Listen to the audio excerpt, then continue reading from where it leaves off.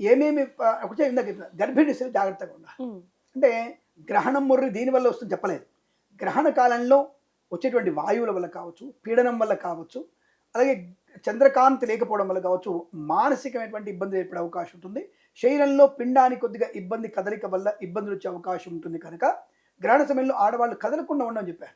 కుర్చీలో కూర్చోవచ్చు, పడుకొని ఉండవచ్చు, జుట్టు విరబోసుకొని ఉండకూడదు, తల పిచ్చి పిచ్చిగా గోక్కోకూడదు, ఒళ్ళంతా గోక్కునేటువంటి ప్రయత్నం చేయకూడదు. అలాగే మరి మలమూత్ర విసర్జనకి వెళ్ళవచ్చా? వెళ్ళదని ఎవరు చెప్పారు?